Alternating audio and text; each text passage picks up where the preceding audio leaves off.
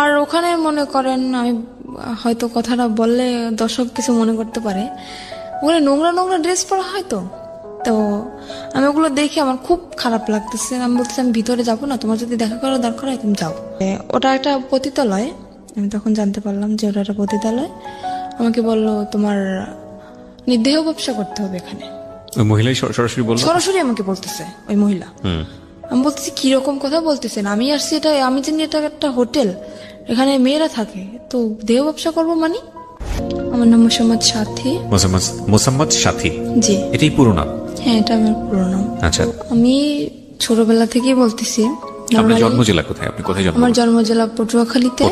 আচ্ছা। আর আমি বড় হয়েছি পটুয়াখালীতে। আর আমার বাবার কাছে তেমন একটা আমার থাকা হয় না, আমি বড় হয়েছি আমার নানা বাড়িতে। আচ্ছা। সেখান থেকে আমি যখন আমার বয়স 2.5 বছর, তখন মানে আমার আব্বু ছিল কিরকম অলস টাইপের, কাজ খুবই কম করতো। কি করতো আপনার বাবা? আমার আব্বু এমনি আমাদের গ্রামের বাড়িতে জমি আসে, জমি চাষবাস করতো, কিন্তু সেগুলো করতো না সে। কয় ভাই বোন ছিলেন আপনারা? আমি একাই, আমার কোনো ভাই বোন নেই। আচ্ছা আচ্ছা, ওকে। তারপর সেখান থেকে আমার আম্মুর যখন বিয়ে, আমার আম্মু আমার মতন অনেক কষ্ট করছে জীবনে। আমার বয়স যখন 2.5 বছর, তখন আমার নানা নানির কাছে আমাকে রেখে আমার আম্মু ঢাকায় আসে চাকরি করার উদ্দেশ্য। আর এতটুকু বড় আমি হয়েছি আমার মায়ের সাপোর্টে। তারপরে আমার নানা বাড়ি থেকে বড় হওয়ার পরে ওখানে লেখাপড়া করতেছি। তখন যখন আমি ক্লাস 5-এ পরীক্ষা দিছি, তখন আমার আম্মু দেশে চলে আসে। আসার পরে আর আমার আব্বু তো কোনো কাজ করতো না, আমার আম্মুই চাকরি বাকরি করতো, আমার লেখাপড়ার খরচ চালাইতো, সংসারের খরচ চালাইতো। তো এভাবে আর কতদিন, এটা মহিলা মানুষ কতদিন পারে এটা সংসার সামলানোর দায়িত্ব? তো সে সারা জীবনের জন্য নিতে পারে না। তো সেখান থেকে আমার আম্মুর একটা অসুখ হইলো, সেটা হচ্ছে আপনার লিভারের টিউমার হলো। আচ্ছা। হওয়ার পরে ওখান থেকে আমার আম্মুকে ডাক্তার বললো যে আপনার রেস্টের প্রয়োজন, এখন থেকে আর চাকরি করা যাবে না, সম্পূর্ণ রেস্টে থাকা দরকার। তখন আমার আম্মু চাকরিটা ক্লোজ করে দিয়ে দেশের বাড়ি চলে গেল। যাওয়ার পরে সেখানে আমার আম্মুর প্রচুর মারতো, আর কাজ তো করতো না, আর আম্মুরে খুব মারতো। এগুলো আপনার নিজ চোখে দেখা? ছোটবেলায়? আমার নিজ চোখে দেখা। তখন কি আপনি স্কুলে পড়তেন নাকি? তখন আমি স্কুলে পড়তাম। কোন ক্লাসে? তখন আমি আমার আম্মু যখন বাড়ি যায় তখন আমি ক্লাস 5-এ পড়ি। ক্লাস 5-এ পড়েন? হ্যাঁ। তখন একদিন হয়েছে কি, তখন আমি যখন ক্লাস 5-এ পড়ি, একদিন রাত্রে আমি পড়তে বসছি। বসার পরে আমার আব্মুর সাথে কি নিয়ে একটা ঝগড়া হয় সেটা আমি জানি না, আমি তো পড়তেছিলাম। তো হঠাৎ করে আম্মুকে একটা চর মারে আমার আব্বু, কানের উপরে চর মারার পরে আমার আম্মুর কান দিয়ে রক্ত বের হয়ে যায়। তখন বৃষ্টি পড়তেছিল, তো আমার আম্মুর কান্না দেখে আমি খুব কান্নাকাটি করতেছিলাম। তখন আমার পাশের বাড়ি থেকে এক আন্টি এসে বলে আমার আব্বুকে যে তুমি কাজ কোনো কিছু করো না, তারপরেও আবার বউ বাচ্চাদের ঘরে বসে মারো, তোমাকে এখন পুলিশে দিয়ে দেবো। একথা বলার পরে আমার আব্বু ভয় পায় যায়। ওখান থেকে আমার আব্বু চলে যায়, আমার দাদা বাড়িতে চলে যায়। যাওয়ার পরে সেখান থেকে প্রায় 2-3 বছর কোনো খোঁজ খবর থাকে না। আম্মু অনেক অসুস্থ ছিল, বারবার কল করছে আমি অসুস্থ, তাও আমার আব্বু আসে না। তারপরে 3 বছর কাটার পরে আমার আম্মু তাকে ডিভোর্স দিয়ে দেয়। ডিভোর্স দেওয়ার পরে আমার আম্মু এখনো সেরকমই থাকার মানে ইচ্ছা ছিল, কিন্তু থাকতে পারে না শুধু আমার কারণে। ডিভোর্স হয়ে যাওয়ার পরে আমার তো লেখাপড়া কন্টিনিউ চলতেছে। আমি যখন ক্লাস 8-এ পরীক্ষা দেব, তার 1 মাস আগে ওই যে ছেলে আমার যার সাথে বিয়ে হয়েছে, ওর সাথে আমার আম্মুর সাথে, ওর সাথে দেখা না, কিন্তু ওর যে বোনের জামাই, তার সাথে আমার আম্মুর সাথে দেখা হওয়ার পরে সেখান থেকে আমার আম্মুরে উনি প্রথমত আপা বলে ডাকতো, কিন্তু তখন আমাকে দেখে নাই উনি। না দেখার পরে যখন আমাকে উনি দেখলো, তখন আমার আম্মুকে প্রস্তাব দিল যে এরকম আমার একটা শালা আছে, তা আমি তার জন্য আপনার মেয়েটাকে নিতে চাই। তা আমার আম্মু বলতেছে কি, আমার একটা মেয়ে, অত দূরে আমি বিয়ে দেবো না। আমার বলতেছে যে ছেলেটা যদি সংসারে থাকে তাহলে আমি হয়তো ভাইবে দেখতে পারি। তখন বললো ঠিক আছে, ছেলেটা সংসারেই থাকবে। তখন আমার আম্মু তাও রাজি না। তারপর আমার আম্মু আমাকে জানাইলাম, বললাম কি দেখো আম্মু, আমার এখনো বয়স একদম কম, আর তুমি এরকম চিন্তা ভাবনা কেন নিতেছো? এখন তো বিয়ে করা সম্ভব না আম্মু, আমি এসএসসি পরীক্ষাটা দেই, তারপরে তোমরা কিছু একটা করো, এত তাড়াতাড়ি কেন এসব বলতেছো? তখন আমার আম্মু মোটামুটি রাজি ছিল না। তারপরে হঠাৎ করে আমার আম্মুর কি হয়ে গেল আমি নিজেও জানি না। তারপরে আমার আব্বুর সাথে কথা হয়। তারপরে মানে আমার ছোটবেলা থেকে ইচ্ছা, আমি তো মাদ্রাসা লাইনে পড়ছি, মানে হাফিজি পড়ার ইচ্ছা ছিল আমার, আর আমার আম্মুরও ছিল। আর আম্মু চেয়েছিল যে আমার যদি একটা ছেলে হইতো আমি হাফিজি পড়াবো, কিন্তু যেহেতু মেয়ে সেটা তো আর সম্ভব না। তারপরও আমি এটি পরীক্ষার পরে আমার আব্বুর সাথে কথা বলেছি, আব্বু আমি হাফিজি মাদ্রাসায় ভর্তি হবো, তো ক্ষেত্রে তুমি যদি একটু হেল্প করো ভালো হয়, আম্মু তো একা পারতেছে না। তারপরে বলতেছি কি, আমার মেয়েকে যদি আমার পড়ানোর দরকার হয় আমার মেয়ে আমার কাছে আসবে, আমি দূরে বসে আমার মেয়ের পড়ার খরচ আমি দেবো না। এটা আপনার বাবা বলেছে? হ্যাঁ, এটা আমার বাবা বলে। তারপর আমি আম্মুকে বললাম, দেখো আম্মু তোমার কষ্ট হবে আমি জানি, তারপরও তোমার সন্তানের সুখের জন্য তোমার এটা মাইনে নেওয়া লাগবে, আমি তোমার কাছে থাকতে পারবো না, আমি আব্বুর কাছে চলে যাবো। মানে একদম যে ছেড়ে যাবো তা না, মানে লেখাপড়ার উদ্দেশ্যে আমি আব্বুর কাছে যাবো। তখন বাবা কি তখন বিয়ে শাদী করেছে? না, আমার আব্বু এখনো বিয়ে শাদী করে নাই। আচ্ছা, তখন বিয়ে শাদী করেন। আচ্ছা, ওকে। তারপর সেখান থেকে আমি আমার আব্বুর কাছে চলে যাই। যাওয়ার পরে আমার দাদি আর আমার ফুপু, তখন আমি আমার দাদির কাছে যাওয়ার পরে আমার দাদি আমাকে স্কুলে ভর্তি করে দেয়। সেখানে আমি এটি পরীক্ষার পরের কথা বলতেছি আমি। তো আমার রেজাল্ট বের হয়েছে, তারপরে উনি একদিন হঠাৎ করে আমার আম্মুর নাম্বার কল করছে, যে আমার ননদের জামাই, উনি কল করছে। তারপরে শুনছে যে আমার রেজাল্ট বের হয়েছে, উনি আমার রেজাল্ট শুনলো, শোনার পরে খুব খুশি হয়েছে। তারপর আমরা আম্মুকে জিজ্ঞেস করতেছে আপনার মেয়ে কি কোরআন শরীফ পড়তে পারে? তো বলতো হ্যাঁ পারে। তখন তো সে আরো খুশি, মানে সে খারাপ কোনো উদ্দেশ্যে এটা চায় নাই, সে চাইছে যে ছেলেটা যেহেতু খারাপ, এমন একটা মেয়ের জীবনে আসুক যাতে ও ভালো হয়ে যায়, সেরকম একটা ধার্মিক মেয়ে চেয়েছিল। তখন আপনি বাবার কাছে? হ্যাঁ, তখন আমি বাবার কাছে। কথা হচ্ছে আপনার মায়ের সঙ্গে? হ্যাঁ, কথা হচ্ছে আমার মায়ের সঙ্গে। তখন আমার আম্মু একদিন হঠাৎ করে আমাকে বললো কি, ও আরেকটা কথা, এখানে আমার যে নানার যে ভাই, ছোট ভাই, উনি মারা যায় তখন। আচ্ছা, শুক্রবার দিন উনি মারা যায়। আর তখন আমার স্কুলও বন্ধ, আমি মাদ্রাসা থেকে যাই স্কুলের লাইনে ভর্তি হই, যেহেতু মাদ্রাসায় পড়া হবে না, স্কুলে ভর্তি। সেদিন আমার স্কুল অফ। তো আমার আম্মুকে কল দিয়ে বলতেছি কি এরকম এরকম যে তোমার নানা তো মারা গেছে, তা তোমার আসা লাগবে। আমি আসলাম, আসার পরে ওই ছেলেটাও তখন সেখানে, উনি ওর ভাইয়ের কাছে আসছে, সেখানে ওর ছেলেটাও আমাকে দেখে। দেখার পরে ওদের মোটামুটি পছন্দ হয় কিনা আমি জানি না, আমার মার সাথে কন্টিনিউ ওদের কথা হয় প্রত্যেক দিন, আমি তো সেটা জানি না। তারপরে সেখান থেকে আম্মুর সাথে কথা দীর্ঘদিন যাবত চলে, প্রায় 2 মাসের মতো কথা চলে। হঠাৎ করে আম্মু আমাকে বলে কি, বৃহস্পতিবার দিন, শুক্রবার তো স্কুল বন্ধ, আম্মু বলতেছে কি, আম্মু তুমি আসো, কালকে বিকেল আবার চলে যাও, পাশাপাশি 1 ঘন্টা লাগে যাইতে আমার বাবা বাড়ি থেকে নানা বাড়ি। আমি বলতেছি আচ্ছা ঠিক আছে আমি আসতেছি।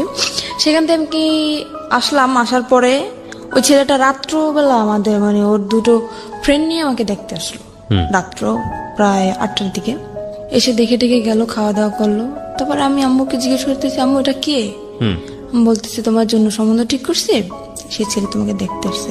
আমি তো পুরো রিয়াকশন নিছি, কি অবস্থা, তোমাকে আমি বললাম না যে আমি বিয়ে করবো না, তো দাঁড়াতে, তারপর তুমি বিয়ে ঠিক করছো, আমার কি বিয়ের বয়স হয়েছে? তখনও ক্লাস 8 আপনি? হ্যাঁ, তখন আমি না, তখন তো ক্লাস 9-এ ভর্তি হয়েছেন। হ্যাঁ, সবে মাত্র ক্লাস শুরু। আমরা যেটা জানি যে জানুয়ারি মাস থেকে প্রায় মার্চ মাস পর্যন্ত সেরকম একটা ক্লাস কিন্তু হয় না। তারপরে সেজন্য আমি ছুটি কাটাতে আসছিলাম। আম্মুকে আমি বলার পরে আম্মু বলতেছে কি আচ্ছা ঠিক আছে, তুমি যদি রাজি না হও তোমাকে আমি জোর করবো না। ঠিক আছে, আমি চলে গেলাম আব্বুর কাছে, আবার লেখাপড়া শুরু করলাম। তারপরে হঠাৎ করে আমার নানি বলতেছে কি যে আমি তো অসুস্থ, আমার মনের একটা আশা তুই পূর্ণ করবি। আমি বলতেছি বলো। যেহেতু সে আমাকে মানুষ করছে, তার কোনো কথা তো আমি ফেলতে পারি না। বলতেছি রে বলো। তা বলতেছে যে আমি যদি মারা যাই, আমার শখ যে তোকে আমি ছোটবেলা থেকে মানুষ করছি, আমার শখ যে তোর বিয়ে দেখে আমি যাবো, যদি মারাও যাই তোর বিয়েটা দেখে তারপরে আমি মারা যাবো। আমি বলতেছি কি রানী দেখো, আমার যে বড় বোন, আমার যে আমি এখন যে বোনের কাছে থাকি, ওর এখনো বিয়ে হয় নাই। তারপরে আমার যে বড় ভাইরা, ওরাও এখনো বিয়ে করে নাই। আমার ফ্যামিলির ভিতর থেকে বলতেছি কারোর বিয়ে না, তুমি হঠাৎ করে আমার বিয়েটা কেন তোমার দেখতে ইচ্ছে হলো? তা বলতেছে আমি বুড়ো মানুষ, আমি এটা বলতেছি আমার মনের ইচ্ছাটা তুই পূরণ করবি না। আমি তো একদমই রাজি না, কারণ আমার ইচ্ছে ভাবনা ছিল অন্যরকম, যে আমি আমার আম্মু যত কষ্ট করেই হোক, যদি আমার এসএসসি পরীক্ষাটা দেওয়া হয়ে যায়, তারপরে আমি যে কোনো একটা ছোটখাটো জব করব, নিজের পড়ার খরচ যাতে নিজে চালাইতে পারি, সেরকম একটা ইচ্ছা ছিল আমার। তো সেখান থেকে নানি তো আমাকে খুব জোরাজোরি করতেছে। এবার আমি বললাম কি আমার পক্ষে বিয়ে করা সম্ভব না, আমি রাগ করে চলে যাচ্ছি আমার বাবার বাড়ি। সেখান থেকে আমার রাস্তা থেকে আমার জোর করে নিয়ে আসা হয়, তারপরের দিন আমার বিয়ে।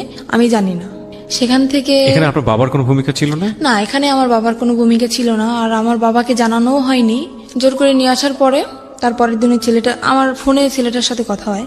আমি ছেলেটাকে অনেকভাবে বুঝালাম, আমি বললাম দেখেন আমি একটা খারাপ মেয়ে, আমার একটা ছেলের সাথে মানে যাতে ও রাজি না হয়, সম্পর্কটা যাতে ভেঙে যায়। যাতে ভেঙে যায়, ছেলেটার সাথে আমি সরাসরি ফোনে কথা বলি। তো তারপরেও বলতেছে তুমি যাই হও না কেন আমি তোমাকে মেনে নেবো। বলতেছে আমার একটা ছেলের সাথে সম্পর্ক আছে।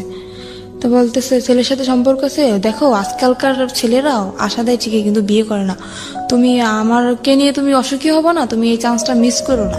তারপরে জোর করে হোক যাই করে হোক মারামারি হোক আমাকে মারছে পর্যন্ত, আমার খালু আমাকে মারছে, আমার আম্মু আমাকে মারছে বিয়েটার জন্য, জোর করে বিয়ে দেওয়া হয়। তারপরে ছেলেটা তার পরের দিন আসে, একা আসে বিয়ে করতে, ফ্যামিলি থেকে কেউই আসে না, কারণ ওর ফ্যামিলি থেকে তো জানে যে ও কিরকম, সেজন্য ফ্যামিলি থেকে কেউই আসে না, ও একাই বিয়ে করতে আসে। আমি আম্মুকে তখন বললাম আমি জানি না হঠাৎ করে আমার আম্মু কি হয়ে গেল, যে আম্মু মানে আমার ইচ্ছার বিরুদ্ধে কখনোই কথা বলে না, সেই আম্মু আজকে আমার মারলো ওই ছেলেটার জন্য।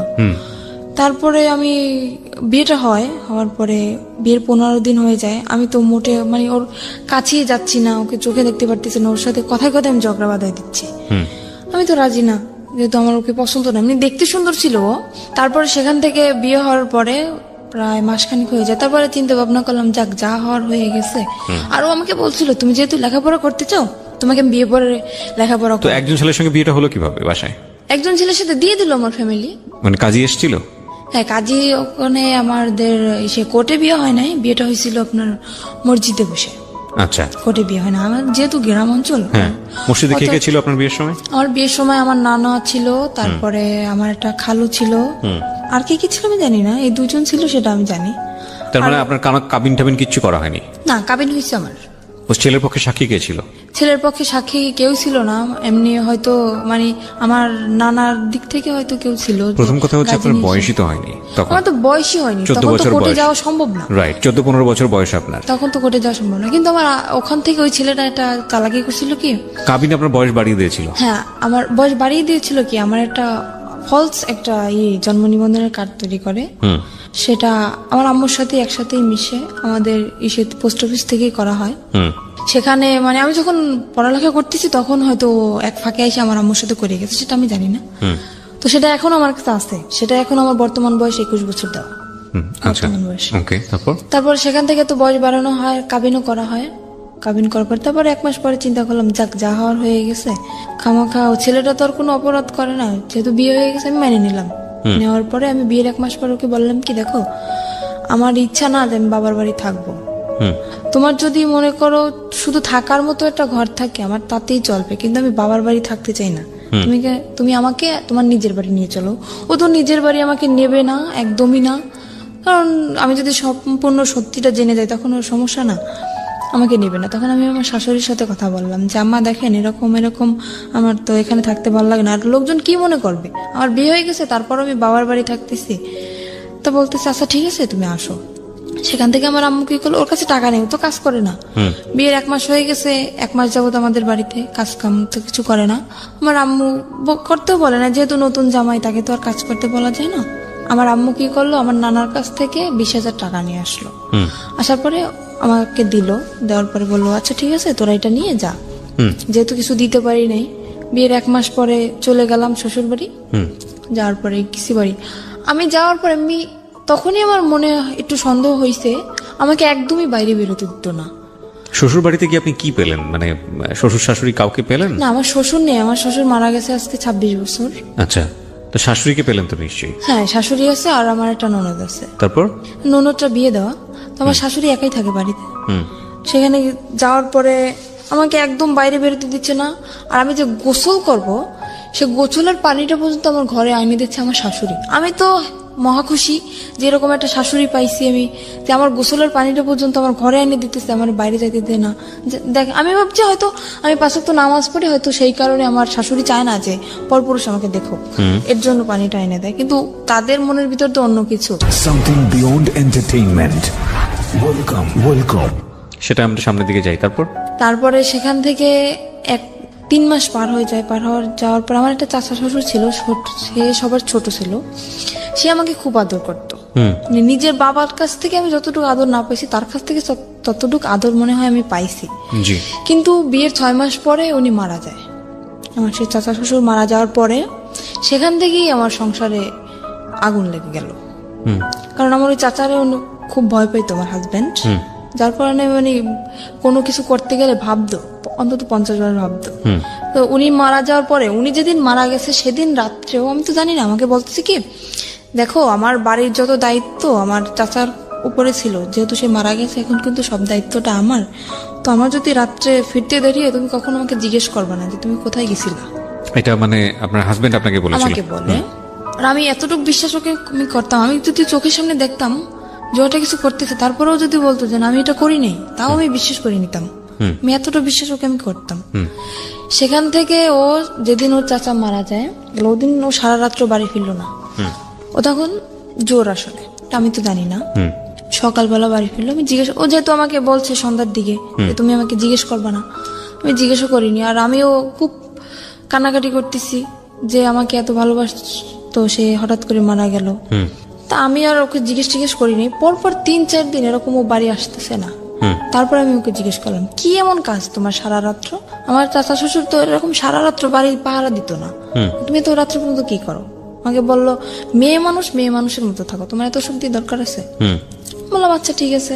সে কাজ করতেছে না কিছু না, সারা রাত্র ওরকম জুয়ো খেলে দিনের বেলা এসে ঘুমাইতেছে। এভাবে কি সংসার চলে? আমি বললাম কি, দেখো এখন হয়তো আমি একা আছি, ভবিষ্যতে আমাদের একটা বেবি আসবে, তখন তার তো ভবিষ্যৎ আছে। তোমার জীবন নিয়ে তুমি না ভাবতে পারো, কিন্তু আমার তো লাইফে অনেক কিছু করার বাকি। তুমি আগে বলছো যে লেখাপড়া করাবা, সেটাও করালে না। তারপরে এখন যতক্ষণ আমাদের একটা বাচ্চা কাচ্চা হবে, তাকেও কি আমি এরকম মূর্খ বানাবো? তাকে কি লেখাপড়া করা লাগবে না? তাকে মানুষ করা লাগবে না? বলতেছে অবশ্যই। সে সেদিন কি করলো, 4টা টাচফোন নিয়ে আসছে। আর ও যদি খেলাধুলো করতো, মানে খুব এক্সপার্ট ছিল খেলাধুলায়, 4টা টাচফোন নিতে আমি জিজ্ঞেস করলাম কি ব্যাপার, তুমি 4টা টাচফোন কোথায় পেয়েছো? তো বলতেছে যে আমার একটা বন্ধু টাকা নেই, আমার কাছে বন্ধক রাখছে। তোমার নিজের কাছে টাকা নেই, তুমি আর একজনের তো বন্ধক রাখছো, আমি বুঝতে পারতেছি না। ও হঠাৎ করে অনেক বাজার নিয়ে আসলো বাসায়। আমি তো অবাক হয়ে গেছি, কি ব্যাপার, কোথায় পেলো এত টাকা? সেখান থেকে আমার মনে একটু সন্দেহ আসলো। তারপরে ওর একটা বন্ধু আছে, ওর কাছে ও ঘুমাই গেছে, ওর ফোন দিয়ে আমি ওর কাছে কল করলাম যে আচ্ছা ও এত রাত্র পর্যন্ত কি করে, আপনি তো সবসময় ওর সাথে থাকেন, সত্যি কথা বলেন তো আমাকে। তো বললো কি, ভাবি আমি আপনাকে একটা কথা বলি, যে জীবনে স্বামীকে এত বিশ্বাস করবেন না। বলতেছি কেন?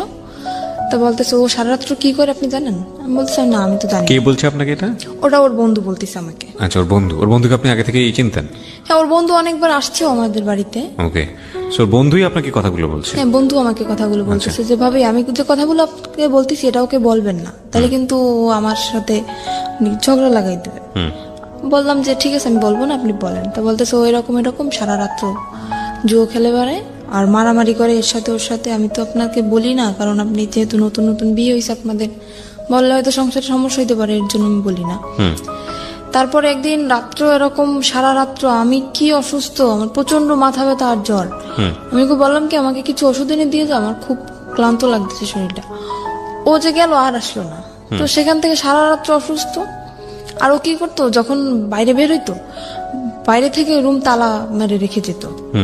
আমি যখন প্রথম দিন জানার পরে আমি যখন ওর সাথে ঝগড়া লাগানোর পরে ও আমাকে আমার যে গায়ের ওড়না ছিল ওটা খুলে আমার হাত বাঁধে, আমার পাও বাঁধে, বাঁধার পরে আমার মুখটাও বাঁধে, বেঁধে বাইরে থেকে ঘরের দরজাটা বন্ধ করে দিয়ে যায়। তো পরপর 2-3 দিন আমার একটা দেবর আছে, ও আমাকে এসে অনেক ছোট, আমাকে 2-3 দিন ডাকছে, কিন্তু দরজা তো বন্ধ আর আমার মুখও তো বন্ধ। আমি কিভাবে ডাক দেবো ওদেরকে? আর আমি কাউকে বলিও নাই, কথাটা আমি কাউকে বলিও নাই, বললে তো মানে ওর মার শুরু হয়ে যাবে, এর জন্য আমি বলি নাই। তারপরে 2-3 দিন ওরকম ডাকছে। আপনাকে বেঁধে যেত, আসতো কখন? আসতো সকালে। তো আপনি এই সময়টা কি করতেন? ওরকম অবস্থা আমি ঘুমিয়ে যেতাম, আমি কান্না করতে করতে ওরকম অবস্থা আমি ঘুম পড়ে যেতাম। আর সকালবেলা এসেও খুলে দিত। সকালবেলা আসে যখন খুলতো তখন আপনি কিছু বলতেন না? কি বলবো, বললে তো মারতো, হয়তো কিছু বলতাম না। ওরা মাকেও বলতেন না? কাউকে না। আর আমার এমনও কোনো দিন গেছে যে দীর্ঘ 1 সপ্তাহ আমি না খেয়ে থাকছি, তাও আমি আম্মুকে কখনো বলি নাই। আচ্ছা, আমরা একটু ধারাবাহিকভাবে সামনে দেখেছি, তারপরে কি হলো? তারপরে সেখান থেকে হাত পা ভাবে বেঁধে রেখে যেত। একবার আমার দেবর জিজ্ঞেস করতেছে যে ভাবি তোমাকে রাত্রে যখন আমি ডাকি, ওরা প্রায় যদি কিছু রান্না করতো আমাকে দিয়ে যেত, তোমাকে ডাকি তুমি সারা দাও না কেন? আমি বলি কি আমি ঘুমিয়ে গেছি। তারপর ও একদিন টের পাইছে আমি কান্নাকাটি করতেছি, সেদিন আমাকে ও করে না, ওভাবে বেঁধে রেখে যায় না, এমনি মারছিল। মারার পর বাড়ি থেকে তালা মারা ঠিকই ছিল। তারপরে আমার দেবরের কাছে একটা চাবি ছিল, ওর এই চাবিটা আবার আমাদের তালা খুলতো, তালাটা খোলার পরে ও আমাকে নিয়ে ওর আব্বুর কাছে যায়। তখন ওর আব্বু মারা যায় না, ওর আব্বুর কাছে যায়। যাওয়ার পরে এই করছে, বললো কি যে কি ব্যাপার, আজকে শুনলাম ঘরে অনেক ডাকাডাকি কান্নাকাটি, কি হয়েছে তোমার? আমি বললাম কি এরকম এরকম আপনার ছেলে এরকম করতেছে। বলার পরে সে আমাকে বললো কি, মানে আমি কিন্তু আর একটা চাচার কথা বলতেছি এখানে, আমার যে বড় চাচা ওনার কথা বলতেছি। সে বলতেছে, তার কাছে বলার পরে সে বলতেছে যে এরকম করতেছে, তা তুমি আমাকে জানাওনি কেন? বলতেছে এমনিতেই জানাইনি, চাই না, আমি নিজেই শাসন করতে চাই ওকে, দেখি কি হয়, তারপরে যদি না শুনে তখন আপনাদেরকে আমি জানাবো। সেরকম চিন্তা নিয়েছিলাম আমি। তারপরের দিন আমার চাচা, ওর যে চাচা, আমি ওকে চাচা বলে ডাকতাম, ওকে ডেকে নিয়ে জিজ্ঞেস করে কিরে তুই এরকম করতেছিস কেন? ওখান থেকে ওকে পেয়ে গেছে, কেন আমি বললাম, আমি তো নিজের ইচ্ছায় বলি নাই, সে আমাকে ডেকে নিয়ে গেছে, তারপরে আমি বলছি। না, ওর চাচা তো মারা গিয়েছে, আপনি একটু আগে যেটা বললেন। না, ওর বড় চাচার কথা বলতেছি আমি, ওটা তো ওর ছোট চাচা ছিল। ওকে। সেখানে ওকে কেন আমি বললাম, আমার সেই চাচা শ্বশুরকে কেন আমি বললাম, ও সেখান থেকে তারপর আমার চাচা শ্বশুর বলল যে এখন ওকে ঘরে নিয়ে যাবে, ওর গায়ে যদি নেক্সট টাইম কখনো একটা ফুলের টোকাও পড়ে তাহলে তোকে বাড়ি থেকে বের করে দেবো। আমার চাচা শ্বশুর এটা বললো। সে ডাইরেক্ট তার সামনে বলে আসতেছে ওকে আমি এখন মারবো, যদি কিছু করতে পারেন করেন। আমাকে এই বলে হাত ধরে টেনে রুমের ভিতরে নিয়ে যেয়ে আমাকে আবারও মারে, কেন আমি বললাম। তারপরে সেখান থেকে আমার চাচা শ্বশুর বললো বাড়ি বসে এরকম করবা, পরের মেয়ে যদি কিছু একটা হয়ে যায় তখন আমরা মামলা খাবো, এটা হবে না, বাড়ি থেকে বের হয়ে যাও, দুজনেই বের হয়ে যাও। ঠিক আছে, বের হয়ে চলে আসলাম। আর আমারও ইচ্ছা ছিল মানে বাড়ি থেকে আমি বের হয়ে চলে আসবো, যেহেতু যদি বন্ধু বান্ধবের সাথে থাকে তাহলে আরো বেশি খারাপ হয়ে যাবে, এখান থাকলে আমি ওকে ভালো বানাতে পারবো না। আমি চলে আসি, আমার বাবার বাড়ি চলে আসি। আসার পরে আমার আম্মু সব ওই নিজের মুখেই বলছি সবকিছু, যে এরকম এরকম হয়েছে। বাড়ি থেকে বের হয়ে কোথায় আসেন? আমার বাবার বাড়ি আসছি। বাবার বাড়িতে? হ্যাঁ। সেখান থেকে যখন আমার আম্মু সবকিছু জানতে পারে এরকম এরকম, তখন আমার আম্মু বলতেছে এরকম একটা কাজ করলাম, আমার একটা মাত্র মেয়ে, আমি কি করলাম এটা? তখন আমার আম্মু বললো যে মানে আমাকে ওখান থেকে ডিভোর্স করাবে। আমি বললাম আম্মু দেখো, বিয়েটা কিন্তু তোমাদের ইচ্ছে হয়েছিল, আমার ইচ্ছে হয় নাই, কিন্তু আমি এটা পারবো না যে তোমাদের ইচ্ছে মতো সবকিছু করবো, এটা হবে না। তোমাদের ইচ্ছে মতো বিয়ে করছি, আবার তোমাদের ইচ্ছে মতো ডিভোর্স করবো, এরপরে আবার বিয়ে হবে, সে তো এর থেকেও খারাপ হইতে পারে। তখন আমি কি করবো আম্মু? তখন আপনার লেখাপড়া কি বন্ধ? হ্যাঁ, লেখাপড়া বন্ধ। ওকে। তারপরে সেখান থেকে আমার আম্মু তো আমাকে ওখানে দেবেই না, একদম ডিভোর্স করাই দেবে। ওকে বলতেছে তুমি চলে যাও। ও চলে আসে, আসার পরে সেখান থেকে বলার পরে ও চলে আসে। না, আমি তো খুব কানাকাটি করতেছি, যেহেতু আমার অল্প বয়সে বিয়ে হয়েছে, তারপর আমার প্রথম স্বামী, এমনিতেই তো আমার তখন আবেগী বয়স, তখন তো মনে করেন একটা ছেলে যদি পাশে থাকে তখন আবেগে এমনিতেই ভালোবাসা এসে যায় তার প্রতি। তো আমি মানে খুব লাভ করতাম ওকে আমি। তারপরে আমি খুব কান্নাকাটি করতেছি, খাচ্ছি না, কিছু না। আমার আম্মু বলতে দেখ এরকম যদি করিস তাহলে তো তোর নিজের শরীর তো থাকবে না, তুই তো মারা যাবি, এরকম কেন করতেছিস? আমি বলছি আম্মু তুমি যদি সত্যি আমাকে চাও বাঁচাইতে তাহলে আমাকে ওর কাছে দিয়ে আসো। বলতেছে এটা আমি কখনোই পারবো না, আমি একবার তোমার জীবন নষ্ট করছি, কিন্তু দ্বিতীয়বার আবার আমি তোমার জীবনটা নষ্ট করতে পারবো না। সেখান থেকে আমি কি করলাম, আমার আম্মুর ইসের জন্য, ডাক্তার দেখানোর জন্য আমার আম্মু কিছু টাকা নিয়ে আসে আমার নানার কাছ থেকে। আমি সেই টাকাটা মানে নর্মালি যেটা বলি চুরি বলতে পারি, চুরি করে আমি আমার কাছে নিয়ে আসি। আসার পরে রাত্র 8টার সময় আমি বাসা থেকে বের হয়ে যাই, বের হয়ে আমি পালাই ওর কাছে চলে আসি। ও কোথায় ছিল তখন? ও তখন ঢাকায় ছিল। ঢাকায় ও কি করছিল? ও ঢাকায় কিছু করতেছিল না, ঢাকায় ওটা মামা আছে। মানে ও চাচ্ছিল আপনি পালিয়ে চলে আসেন ওখান থেকে? হ্যাঁ, ও চাচ্ছিল সেটাই। আর ওর সাথে আমার কথা হইতো, রেগুলারলি কথা হইতো। যখন সবাই ঘুমিয়ে যেত তখন আমি রাত্রেবেলা ওকে ফোন করতাম, ওর সাথে আমার কথা হইতো। তো ওর সাথে আপনার বয়সের ডিফারেন্স কত ছিল? ওর সাথে আমার সাথে তখন ওর বিয়ে হয়েছিল, তখন ওর বয়স ছিল 21 বছর। ও তো পিচ্ছি, ও তো কিছু বোঝে না। আর ওর যখন প্রথম ম্যারেজ হয় তখন ওর বয়স ছিল আপনার 17 বছর। মানে ও এর আগেও বিয়ে করেছে? হ্যাঁ, আর আমি বললাম না এর আগেও বিয়ে করছিল। এগুলো আপনি আরো পরে যে জানতে পেরেছেন? পরে যে না, ওটা আমি বিয়ের যে 6 মাস পরেই আমি জানতে পারছি। এটা আপনার ফ্যামিলি জানে যখন আপনাকে আলাদা করে রেখেছে? না, তখনও জানেন আপনার? তখন আমি বলি না, আমি বললে তো জানতো। ও আচ্ছা, বলেন নাই, আপনি লুকিয়ে গেছেন? আমি লুকিয়ে গেছি। দ্য থিং ইজ দ্যাট ওর মনের মধ্যে একটা ইমোশন জেগেছে, যেটা ও একটু আগে বলছিল যে আমার জীবনের প্রথম কারোর প্রতি ভালো লাগা। তো সামহাও ও চেয়েছে নিজের জায়গাটা থেকে যে এই ভালো লাগা, যেহেতু ওকে ভালোবেসে ফেলেছি, সুতরাং ওকে যে কোনোভাবেই হোক নিজের জায়গাটায় আপন করে রাখা, সেভ করা অন্য জায়গাটা থেকে। না, ও কখনোই, ওর মনের ভিতরে কখনোই আমার জন্য ভালোবাসা ছিল না, শুধু সেটা তো অভিনয় ছিল। সেটা তো ওর আচরণ থেকে বুঝতে পারছি। আমরা ভবিষ্যতে কি হয়েছে সেটা ধারাবাহিকভাবে তো সামনে তখন দিকে যাই। ও আমার সাথে এরকম চলছে যে আমি বুঝছি যে এরকম একটা ছেলে আমার লাইফে আমি পাবো না, যে এতটা ভালোবাসে আমাকে। আচ্ছা, আমি শুধুমাত্র ওর এইসব যে অপকর্ম, এইসব দিকটা আমি কখনোই ভাবি নাই। আমি ভাবছি শুধু ওর ভালোবাসাটা, আর কিছুই না। আমি ঢাকায় চলে আসলাম। আসার পরে ওর একটা মামা আছে ওখানে, উনি একটা চাকরি ঠিক করে আমার জন্য আর ওর জন্য। কিন্তু আমার বয়স অল্প, সেখানে আমাকে চাকরিতে অ্যাকসেপ্ট করে না। ও একটা চাকরি করার পরে আমিও কিছুদিন পরে একটা চাকরি নিই। তারপর ও 1 মাস চাকরি করার পরেও চাকরি করা বন্ধ করে দিল বাসায়। তারপর আমি তো চাকরি নিলাম। ও যে 1 মাসের বেতনটা পাইছে, পাওয়ার পরে সে টাকাটা নিয়ে ও বাড়ি চলে গেছে, আমাকে ওখানে একা রেখে। কোথায় ছিলেন আপনি তখন? ঢাকাতে? আমি তখন ঢাকা নারায়ণগঞ্জে ছিলাম। নারায়ণগঞ্জে ছিলেন? নারায়ণগঞ্জে আপনাকে নিয়ে বাসা ভাড়া নিয়েছিল সে? হ্যাঁ, বাসা ভাড়া নিয়েছিল। আর আমি যেহেতু জীবন গল্প বলতেছি, সবকিছুই বলি, তখন আমি একটা গার্মেন্টসে চাকরি করি। জি। সেখানে গার্মেন্টসে আমি প্রথম মাসের বেতন তখনও পাইনি, আমার চাকরির বয়স কেবল 15 দিন। সেখান থেকে ও তো 1 মাস হয়ে গেছে চাকরির বয়স, আর বাসা ভাড়াও তো দেওয়া হয় নাই, আর টুকিটাকি কিছু ধারও হয়েছে, প্রায় 10,000 টাকার মধ্যে ধার। ও বেতনটা পায়ে বাড়ি চলে গেছে না বলে, ফোনটাও অফ, আর আমার ফোনটাও নিয়ে গেছে। এবার আমি কি করব? সেখানে বেতন পাই নাই, ও বেতন পেয়ে চলে গেছে, বাসা ভাড়া 1 মাসের, টুকিটাকি দেনা। ইচ্ছা ছিল দুজনই বেতন পাবো, বেতন পেয়ে সব দেনা ধারগুলো শোধ করে দেবো। এখন আমার তো আমি কি করব ভাবতে পারতেছি না। তখন আমি আম্মুর কাছে কল করলাম যে আম্মু, তোমার জামাই অনেক অসুস্থ, টাকা নেই, তুমি কিছু টাকা পাঠাও। আম্মুর কাছ থেকে 10,000 টাকা নিলাম, আর না মানে আম্মু নিজেই আসলো ঢাকায়, এসে দেখতেছে যে নেই। তখন আম্মু বললো কি যে তুই এত মিথ্যা কথা কেন বলতেছিস আমার সাথে? আমি কোনোদিন মিথ্যা কথা বলি নাই, সেই মানুষ আমি ওর জন্য অনেক মিথ্যা বলছি আমার ফ্যামিলিতে, অনেক। আম্মু এসে দেখার পরে বলতেছে কি, তুই এরকম একটা মিথ্যা কথা আমার সাথে বলতে পারলি, যে ও করলো এটা আর তুই বললি আরেকটা। তখন আমার আম্মু ওখান থেকে সবার ধার শোধ করে আমাকে ওখান থেকে নিয়ে আসে। নিয়ে আসার পরে বাড়ি আমাকে আটকায় দেয়, একদম ফুল আটকায় দেয়। আমার পাশে মনে করেন বডিগার্ড হিসেবে প্রত্যেক সময় 3-4 জন লোক আছে, কেউ না কেউ আছে আমার পাশে, আমাকে বডিগার্ড হিসেবে পাহারা দিচ্ছে তারা। তখন আমি কিভাবে যাব? আমার তো কি কষ্ট হচ্ছে সেটা তো আমি বুঝতেছি, যে আমার বুকের ভিতরটা কিরকম ফিল হচ্ছে। তো সেখান থেকে আমাকে আটকানো তো হইলই, প্লাস আমাকে জোর করে ডিভোর্স করানো হবে। কাজী আমার বাসায় চলে আসছে। ওকে। আমি বললাম কি, আপনি কি মামলা খাইতে চান? আমি কাজীকে বললাম, আপনি কি মামলা খাইতে চান? বলতেছে কেন? বলছে আমি ডিভোর্স করবো না, আপনি জোর করে ডিভোর্স করেছেন, আমি কিন্তু আপনার নামে মামলা করে দেবো। তো কাজী ভয় পেয়ে গেছে, কাজী বলতেছে আমি ডিভোর্স করাতে পারবো না। কাজী চলে গেল। যাওয়ার পর সেখান থেকে আমি আবারও পালায় চলে গেলাম। আমি পালালাম কখন? তখন ফজরের আজান দিছে। ফজরের আজানের সময় আমি বাসা থেকে বের হয়ে গেছি।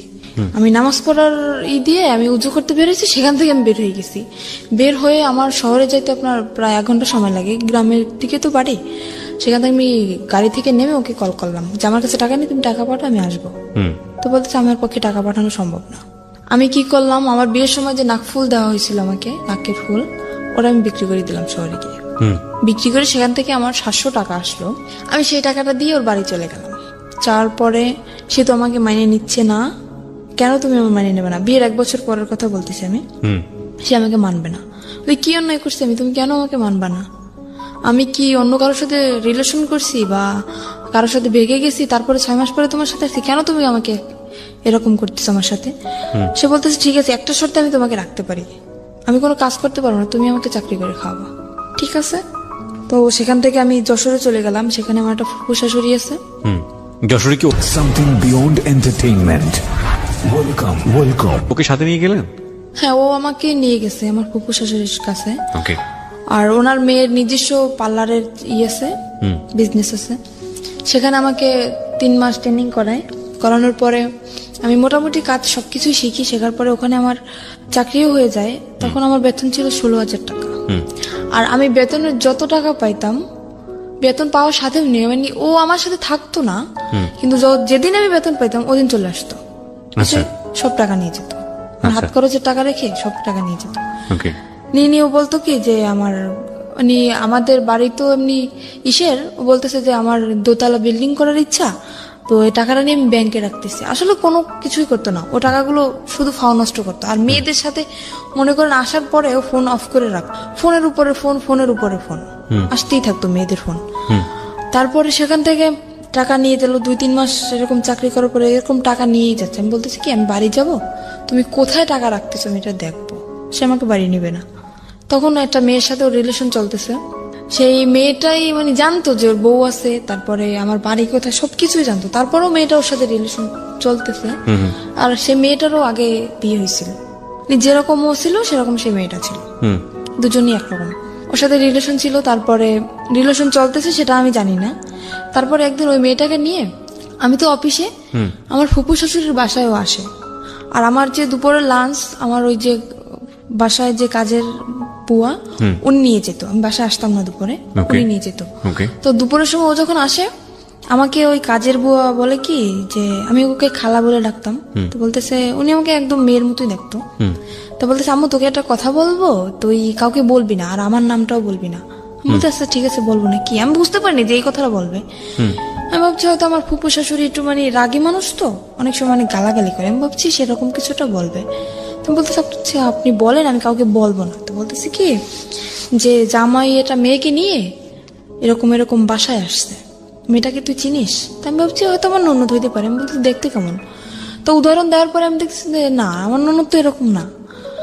তখন আমি বললাম কি আচ্ছা ঠিক আছে আমি বাসায় যেয়ে দেখবো, বাসায় যেহেতু আসছে আমি বাসায় যেয়ে দেখবো। তো বলতেছে নর্মালি যদি তোর ননদ হইতো তাহলে তো এরকম বসার কথা না। সে মেয়েটা ওর পাশে যে বসতেছে, ওর হাতে হাত রাখতেছে, হেসে হেসে কথা বলতেছে, একসাথে সেলফি তুলতেছে। আমি বলতেছি আচ্ছা আমি বাসায় যেয়ে দেখবো, তুমি বাসায় যাও। তারপরে আমি 5টার সময় ছুটি নিয়ে আমি ওখান থেকে যাই। তারপরে বাসায় যেয়ে ওদেরকে আমি পাই না, ওরা ওখান থেকে চলে যায়। চলে যাওয়ার পরে আমি সেদিন তো পাই না, তারপর আমি কান্না করতেছি। তখন আমার মনের ভিতর কিরকম একটা সন্দেহ জাগছে যে হঠাৎ করে আমার সাথে দেখা না করে চলে গেল, কোন মেয়েকে নিয়ে আসলো। আমি খুব কান্নাকাটি করতেছি আর আমার চোখ একদম ফুলে গেছে কান্না করতে করতে। তখন আমার ফুপু শাশুড়ি বুঝতে পারছে যে হয়তো কিছুটা হয়েছে, আমাকে ডাকলো। ডাকার পর উনি আমাকে পারুল বলে ডাকতো, কারণ ওনার একটা মেয়ে ছিল, ওনার মেয়েটা রোড অ্যাক্সিডেন্টে মারা যায়, সেজন্য আমাকে নিজের মেয়েই মনে করতো। তো ওনার মেয়েটার নাম ছিল পারুল, আমাকে পারুল বলে ডাকতো উনি। তো বলছে পারুল তোর কি হয়েছে? আমি বলছি কিছুই হয় নাই। তো বলতেছে কান্নাকাটি কেন করতেছিস? আমি বলতেছি কি আপনি সবকিছুই জানেন তাও নাটক কেন করতেছেন?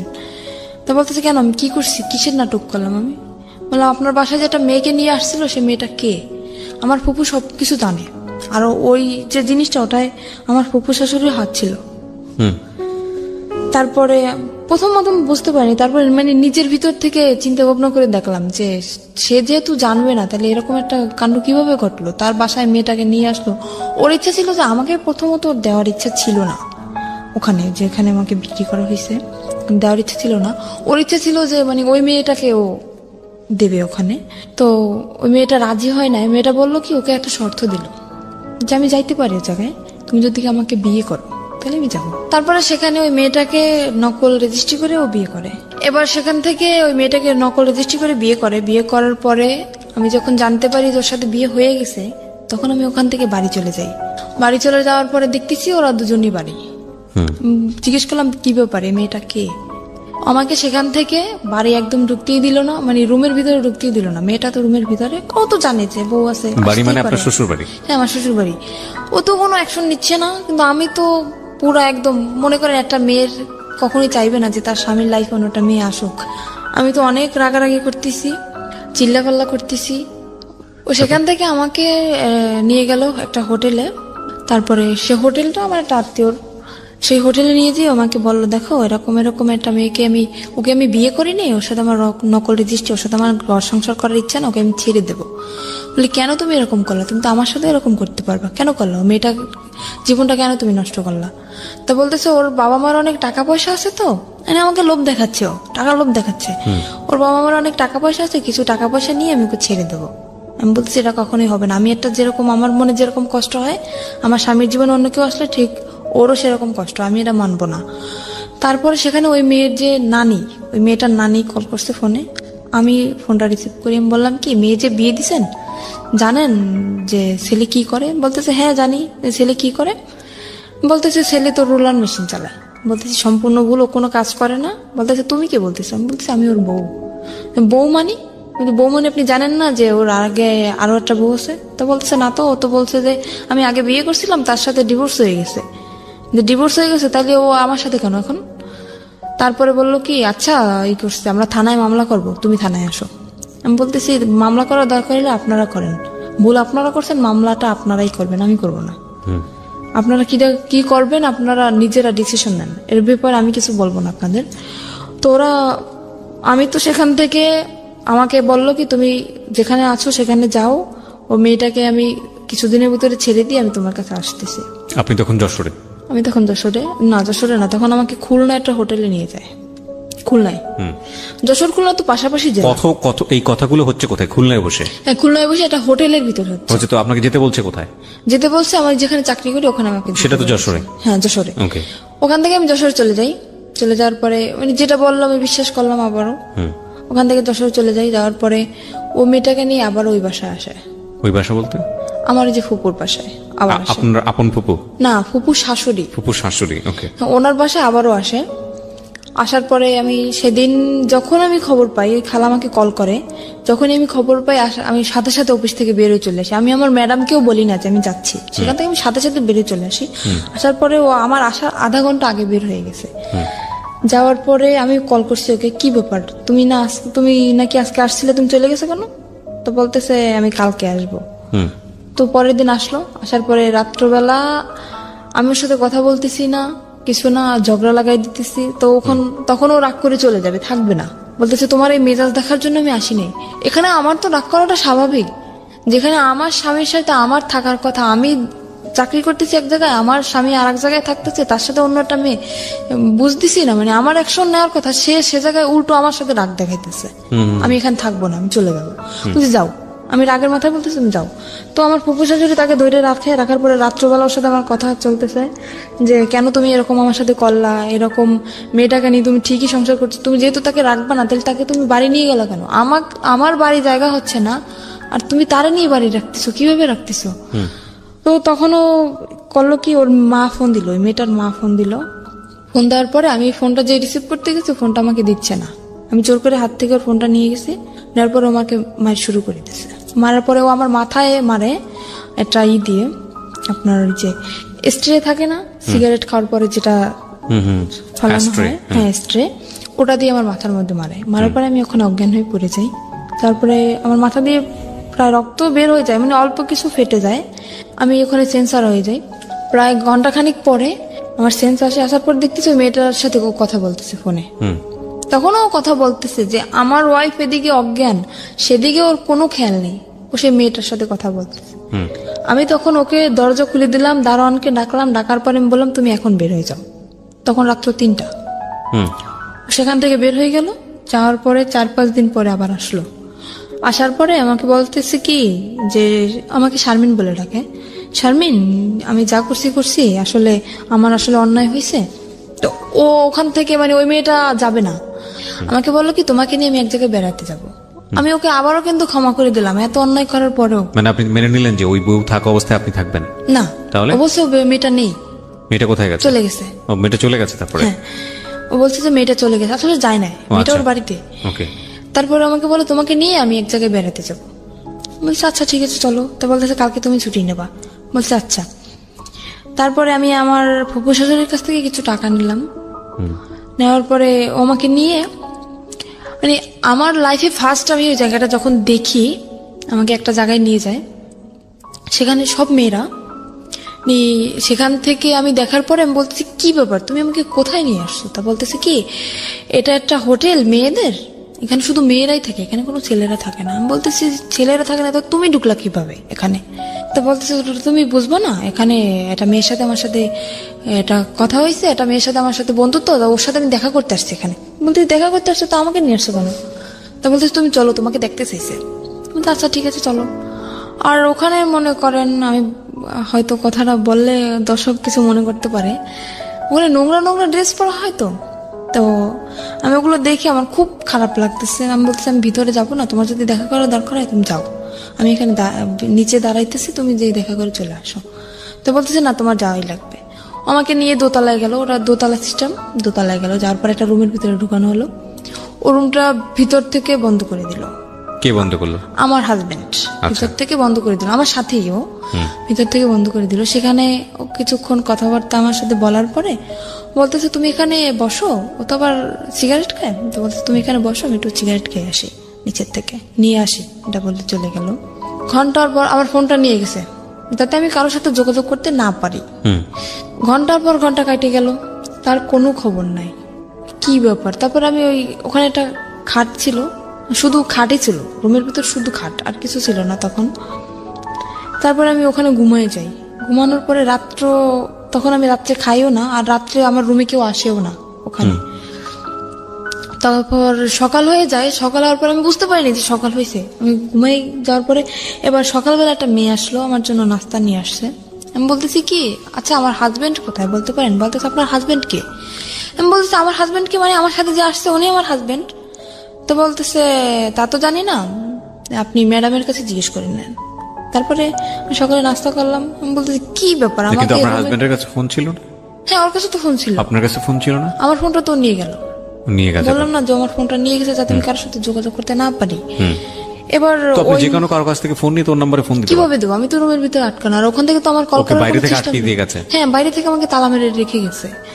আর আমি প্রায় এক সপ্তাহের মতো। কিন্তু বাইরে থেকে আপনাকে যখন তালা মারলো তখন আপনি বললেন না তুমি আমাকে তালা মারতেছো কেন? না, ও সেটা আমি তো বুঝতে পারি নাই যে ও বাইরে থেকে তালাবদ্ধ করে রেখে গেছে। বা এখানে কি কি ফাংশন হবে আপনি আগে থেকে জানেন? আমি তো জানি না, আমি কিভাবে বুঝবো? আমার মনের ভিতরে যদি সেরকম কোনো সন্দেহ থাকে তাহলে তো আমি বুঝতে পারতাম যে ও আমাকে আটকে রেখে যাচ্ছে বা আমাকে ছেড়ে এখানে রেখে ও কোথাও চলে যাইতেছে, তাহলে তো আমি ওকে বাধা দিতাম। তো ওটা তো মানে লক সিস্টেম, তো ভিতর থেকে ও করে বাইরে থেকে তালা মেরে রেখে গেছে।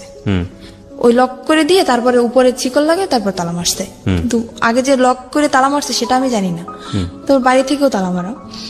তো আমি নাস্তা করার পরে তার 2-3 ঘন্টা পরে একটা মহিলা আসলো, এসে আমাকে বলতেছে, আমার নাম জিজ্ঞেস করলো। তারপরে আমি বলতেছি কি, আমি তাকেও জিজ্ঞেস করতেছি, আমি তো পাগল হয়ে গেছি পুরো, কি ব্যাপার, কোথায় গেল? বলতেছে আচ্ছা আমার হাজবেন্ড কোথায়? তা বলতেছে হাজবেন্ডকে কি বাঁচাইতে চাও? আমি বলছি কেন? বলতেছে তোমার হাজবেন্ড আমার কাছে আছে। আপনার কাছে আছে তো ভালো কথা। তো বলতেছে, আমাকে বললো যে ওটা একটা পতিতালয়। আমি তখন জানতে পারলাম যে ওটা একটা পতিতালয়।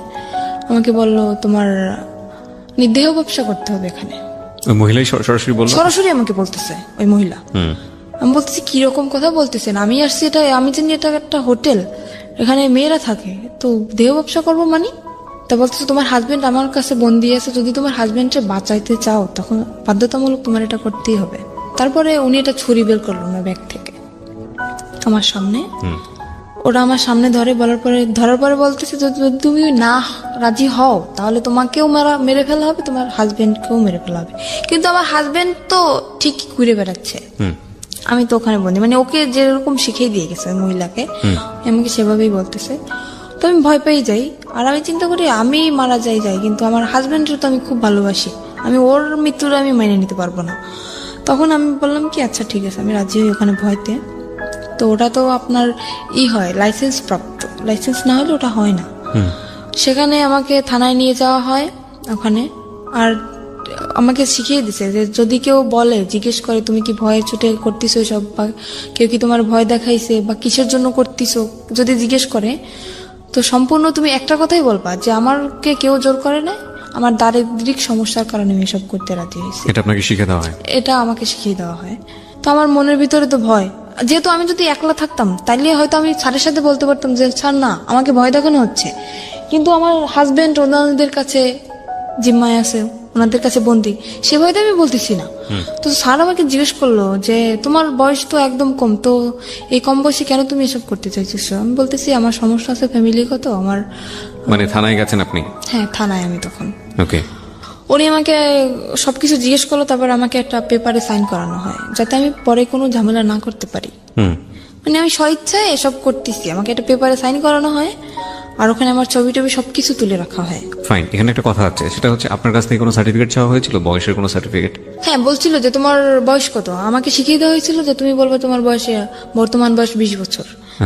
আমি বলছি 20 বছর বয়স। তো উনি সেরকম একটা সার্টিফিকেট বলছিল, সার্টিফিকেট আছে? আমি বলতেছি যে হ্যাঁ সার্টিফিকেট তো আছে, সেটা তো বাসায়। তো উনি আমাকে কাছে দেখতে চায় না, বলে না যে তোমার সার্টিফিকেট আমাকে দেখাও, সেটা আমাকে বলে না। আমি মুখে বলছি যে আমার বয়স 20 বছর, ওই পর্যন্তই এনাফ। তারপরে সেখান থেকে আমাকে নিয়ে আসা হয়। নিয়ে আসার পরে তার পরের দিন, মানে কথাটা বলতে আমার কিছু একটা সংকোচ বোধ হচ্ছে। আপনি আপনার মতো করে বলেন, কোনো সমস্যা নাই। সেখান থেকে পরের দিন সকালে ঘুম থেকে উঠি, ওঠার পরে ওয়াশরুম তো ভিতরেই, গোসল করি। গোসল করার পর একটা ছেলে আসে আমার রুমে। তখন আমাকে একটা মেয়ে বলে যায়, খবরদার ছেলের সাথে যেন কোনো রকম খারাপ আচরণ না হয়। তো ছেলেটা খুবই ভদ্র, আমি সারা জীবনের জন্য দোয়া করব যাতে ওকে আল্লাহ মানে সাফল্য যেটা চাইছিল, ওর জীবনের সমস্ত কাহিনী আমাকে বলছিল। তো ও একটা মেয়ের সাথে এরকম রিলেশন করছিল। ছেলেটা আসার পরে কি হয়েছে? ছেলেটা আসার পরে আমাকে তখন ও রুম ভিতর থেকে বন্ধ করে দেয়। তখন আমি বুঝতে পারছি যে কেন আসছে একটা ছেলে এটা মেয়ের রুমে কেন আসে। আমি বললাম কি, আমি ওর পা জড়াই ধরলাম যে দেখেন ভাই, আপনি আমার ভাই, আমার তো ভাই নেই, আপনি আমার ভাই। এখানে আমি ইচ্ছাকৃত ভাবে আসিনি, এরকম আমার হাজবেন্ডকে আটকে রাখা হয়েছে। আর ওর ওখানে যে যা কিছু হয় ও সবকিছু জানে যে ওর ভিতরে আসলে কি হয়। আর আরো তো মেয়েরা আছে, তো সে তাদের কাছ থেকে হয়তো ও শুনছে যে কিরকম কি এখানে সিস্টেম। আমি সমস্ত কিছু বললাম যে এরকম আমার হাজবেন্ডে আটকাই রাখছে, আমাকে এরকম ভয় দেখাইছে। ও বলতেছে কি, তোমার হাজবেন্ড এখন কোথায় সেটা তুমি জানো? আমি বলতেছি আমি জানি যে হাজবেন্ড ওদের কাছে এখনো বন্দি আছে। তা বলতেছে সেরকম কিছুই না, এখানে সিস্টেম হচ্ছে তোমার মেয়েদের এখানে নিয়ে এসে বিক্রি করে দেওয়া হয়। তখন আমার বিশ্বাসই হইতেছে না, এরকম আমার হাজবেন্ড করতে পারে না, এতটা খারাপও হইতে পারে না। ও তখন বলতেছে কি, আচ্ছা ওর কাছে ফোন ছিল, বলতেছে তোমার হাজবেন্ড যেহেতু বন্ধু তাহলে তো ওর ফোনটা অফ থাকার কথা, তাই না? আমি বলতেছি হ্যাঁ। তো বলতেছে তুমি আমার ফোনটা দিয়ে 1 মিনিট ওকে কল করো। তো আমি বললাম আমি কথা বললে তো আমি বুঝতে পারবো না, তো আপনি কথা বলেন। তো ফোনটা দেওয়ার পরে ওই মেয়েটা ধরছে ফোনটা, মানে যাকে সে বিয়ে করেছে, যাকে সে বিয়ে করছে সেই মেয়েটা ধরছে। ধরার পরে বলতেছে কে, আপনি কে? বলতেছে আপনি কে মানে? আমি তো যার ফোন আমি তার ওয়াইফ। তখন আমি বুঝতে পারলাম যে ছেলেটা যা বলছে সম্পূর্ণ সত্যি। তখন আমি বুঝতে পারলাম। তো আমি বললাম কি যে ভাই দেখেন, আমি যদি আপনার বোন হতাম আপনি কি এটা মেনে নিতে পারতেন? তো বলতেছে না, কখনোই না। বলতেছে আপনার দুটো পায়ে ধরে আপনি আমাকে কিছু করেন না। তখন ছেলেটা আমার করুণা দেখেও ছেলেটা নিজেই কেঁদে ফেলছে।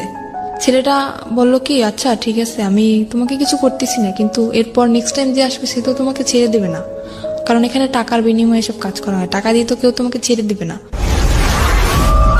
প্রতিটি অপরাধ এবং ভুল দাঁড়িয়ে থাকে গোপন কিছু ঘটনার উপর। আমরা সেই গোপনকে আনতে চাই সবার সামনে। তো তুমি যদি চেষ্টা করো, আমার মনে হয় তুমি চেষ্টা করলে এখান থেকে বের হতে পারবা। ছেলেটা আমাকে বলে, বলতেছে যে ই করছে, আমি নেক্সট টাইম যদি আমি কখনো আসি তোমার জন্য আমি সাহায্য করার করব। ও বলতেছে যে আমি একটা মামলা করব, যে তোমার ফ্রেন্ড হিসাবে, আমি তোমার ক্লাস ফ্রেন্ড, সেই হিসাবে আমি তোমার জন্য একটা মামলা শিট নিয়ে আসবে, ওখানে আমার সইটা শুধু থাকবে আর সম্পূর্ণ কিছু ওই লিখে নিয়ে আসবে যেটা লেখার। আমি বলতেছি সেটা তো হবে না, কারণ ওখানে আমার সই নেওয়া হয়েছে যাতে আমি কোনো কিছু না করতে পারি। হ্যাঁ, পুলিশ ফাঁড়িতে।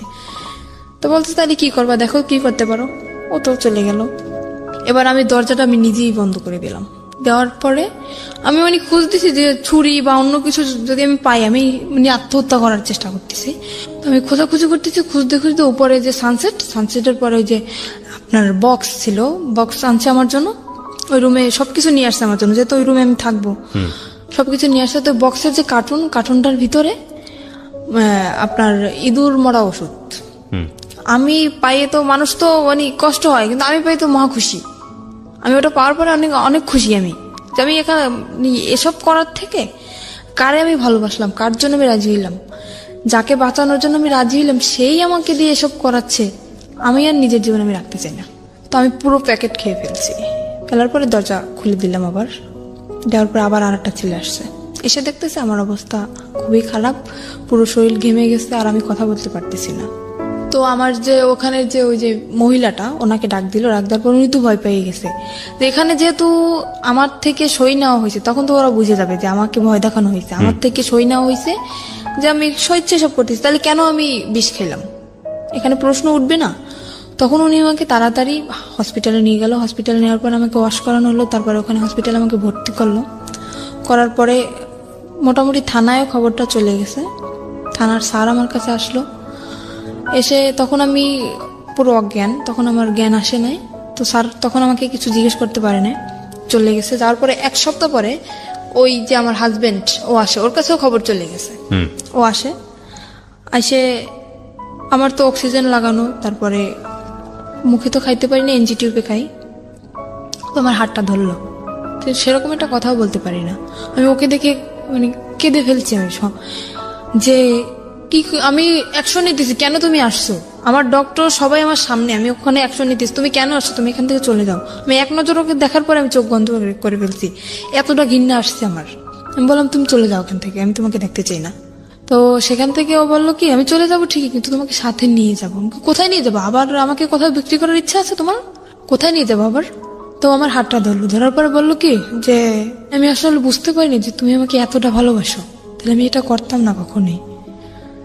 আমাকে আমার কাছে মাপ চাইলো যে আমি আর কখনো এরকম করবো না, মেয়েটাকে আমি ছেড়ে দেবো, তুমি যেটা বলবো আমি সেটাই শুনবো। অনেক করুণা করার পরে আবারও আমি ওকে বিশ্বাস করলাম, এত কিছু করার পরেও আবারও বিশ্বাস করলাম ওকে আমি। সেখান থেকে হসপিটাল থেকে আমার রিলিজ দেয় নাই তখনও, ডাক্তারের না বললে আমি সুস্থ না তখনও। নার্সরে উনি কিছু টাকা ঘুষ দেয়, দেওয়ার পরে আমার ওই যে এনজিটিউ পরানো, তারপরে আপনার অক্সিজেন লাগানো, হাতে ক্যানোলা করা, সবকিছু খুলে তারপরে সেখান থেকে নার্সরে কিছু টাকা ঘুষ দিয়ে ওখান থেকে আমাকে নিয়ে আসে ওগুলো খোলানোর জন্য। কিন্তু নার্স তো ডাক্তারের অনুমতি ছাড়া খুলতে পারবে না।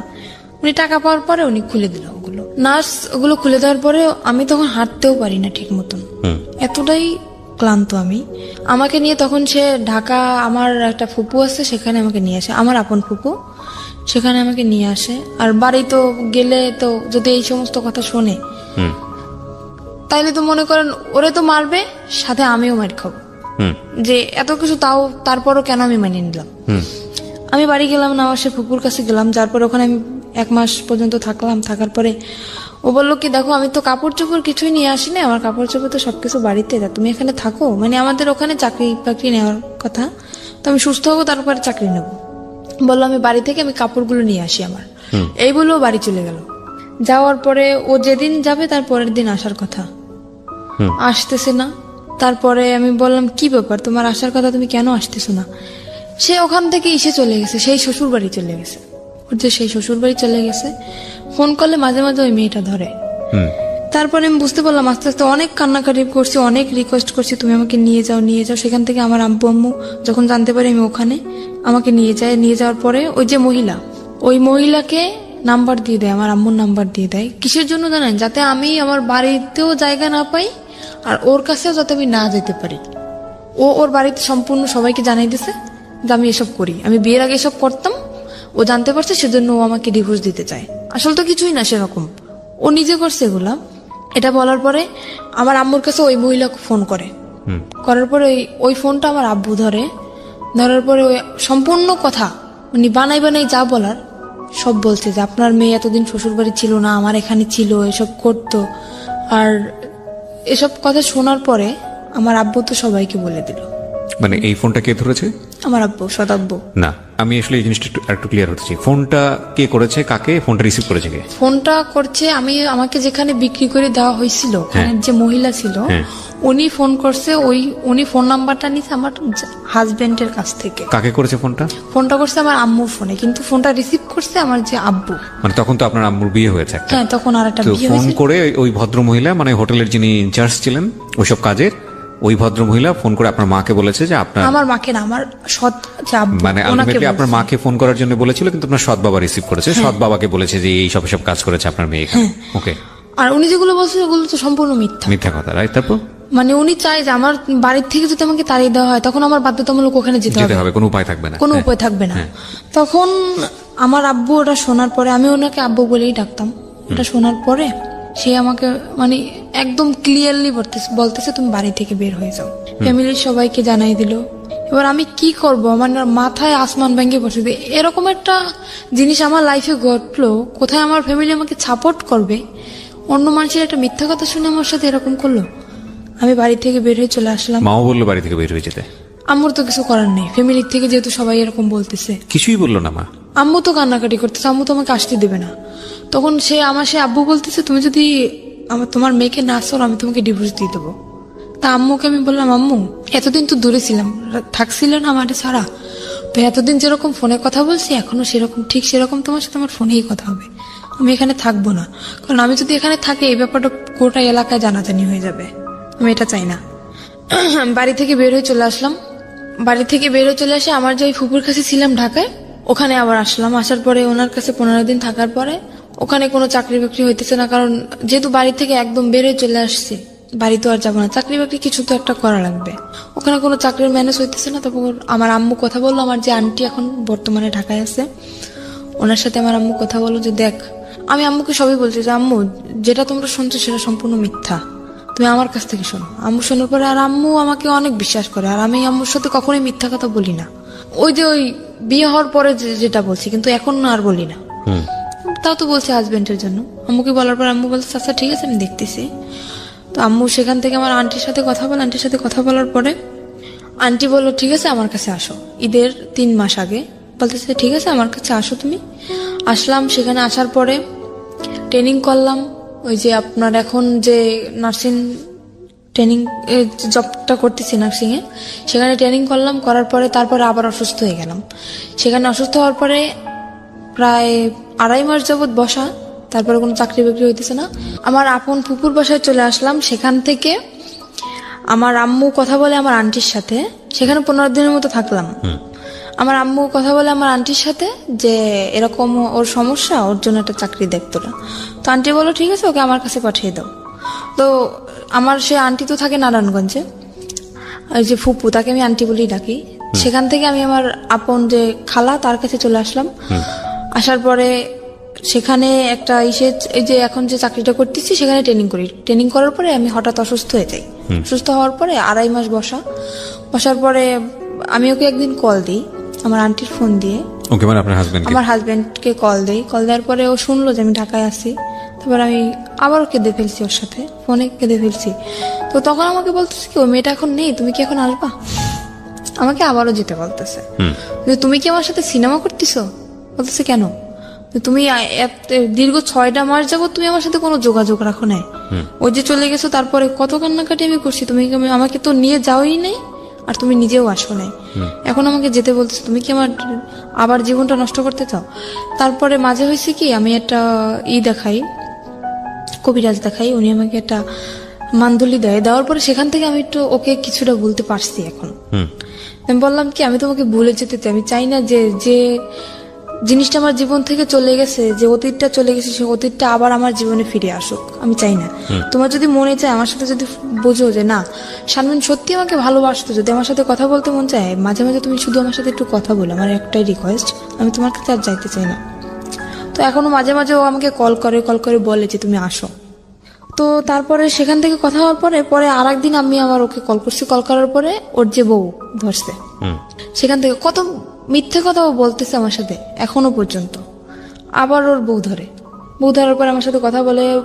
মোটামুটি মেয়েটা খুব ভদ্র, আমাকে আপু বলে ডাকে। সে আমাকে বললো যে আপু, আপনি যদি আসতে চান আপনি আসতে পারেন, আপনার সম্পূর্ণ কাহিনী আমি শুনছি বাড়িতে আসার পরে, আপনি যদি এখন আসতে চান তা আসতে পারেন। বললাম কি না, আমি আসবো না, যেহেতু তুমি একটা মেয়ে অনেক মনে আশা নিয়েই বিয়েটা করছো, তো ওর সাথে সংসারটা করার চেষ্টা করো। ওকে আমি বুঝে সুঝে বললাম যে এরকম চলো, কি পছন্দ করে কি পছন্দ করে না সবকিছু আমি ওকে শিখিয়ে দিলাম। দেওয়ার পরে তারপরে আমাকে বলতেছে তুমি আসো। ও মেয়েটাও বলতেছে, ও বলতেছে, কিন্তু কিসের আশায় বলতেছে সেটা আমি জানি না, মানে হয়তো মনের ভিতর অন্য কিছু। মানে এটা হচ্ছে আপনার এখনকার অবস্থা? আমার ধারণা এখনকার অবস্থা এটা হচ্ছে আপনার। হ্যাঁ। বর্তমানে আপনি কি করেন? বর্তমানে এখন আমি একটা জব করতেছি, নার্সিং জব। নার্সিং বলতে এটা কি ধরনের নার্সিং? মানে হোম সার্ভিস? হ্যাঁ, এটা হোম সার্ভিস। আচ্ছা, তো সেটা হচ্ছে বিভিন্ন পেশেন্ট যাদেরকে বাসায় সেবা দিতে হয়, কোন একটা কোম্পানির আন্ডারে থেকে আপনি এই কাজটা করছেন, সার্ভিসটা দিচ্ছেন, তাই কি? হ্যাঁ। ওকে। তো এখন আমি আরেকটা কথা জানাইতে চাই যে আমার জীবনে যে ঘটনাটা ঘটছে, এরকম ঘটনা হয়তো কোনো মেয়ের জীবনে ঘটে নাই, আর যদি ঘটেও থাকে তাও খুব কম। না, এর চেয়েও ভয়াবহ ঘটনা ঘটে। আপনি জীবন গল্প শোনেন প্রতিনিয়ত? অবশ্যই শুনি। ভয়াবহ ঘটনা বলতে কি ঘটতে পারে? না, এর চেয়েও ভয়াবহ ভয়ঙ্করতম ঘটনা ঘটে, সেদিকে আমরা নাই বাজাই। কিন্তু আপনার জীবনে যেটা ঘটেছে সেটাই আপনার কাছে ভয়ঙ্কর, আমার জীবনে যেটা ঘটে সেটা আমার কাছে ভয়ঙ্কর। মানুষের ঘটনা মূল্যায়ন না করে আপনি আমাকে এটা বলেন, আপনার জীবনে আপনার হাজবেন্ড যেহেতু প্রথম মানুষ, সুতরাং বাছ বিচার করার কোনো সুযোগই আপনার জীবনে আসেনি। আপনি আরো যখন পরিণত বয়সে যাবেন, আরো যখন বিভিন্ন রকমের এক্সপিরিয়েন্স আপনার হবে, তখন আপনি বুঝতে পারবেন যে এই সময়টা আপনার জন্য কতটা ভুল ছিল, কতটা রিস্কি ছিল, কতটা বোকামি ছিল, যেটা আপনি এই বয়সে বসে সেটা বুঝতে পারবেন না।